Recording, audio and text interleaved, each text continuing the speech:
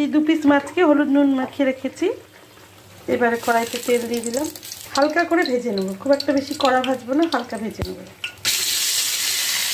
মাছটা ভেজে তুলে রাখলাম। এবার কড়াইতে দিয়ে দিলাম কালো জিরে, এর মধ্যে দিয়ে দিচ্ছি থেঁতে করা পেঁয়াজ, রসুন, আদা আর টমেটো, দিয়ে দিচ্ছি নুন হলুদ, একদম কম আছে করবো এটা।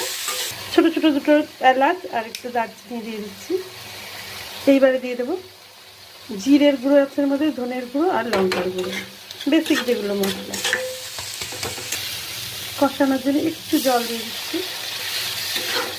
এই অবস্থায় এলে মাছ দুটো দিয়ে দিলাম, একটু ধনে পাতা দিয়ে দিলাম, একটু এদিক ওদিক করে দেবো, মানে উল্টে দেবো আর কি। এটা খেতে কিন্তু গরম ভাতের সাথে দারুণ লাগে, একটু অন্যরকম।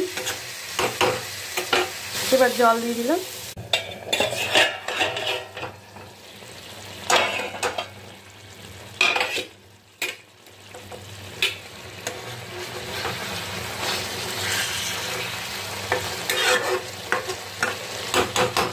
ব্যাস রেডি, কালো জিরে দিয়ে কাতলা মাছ।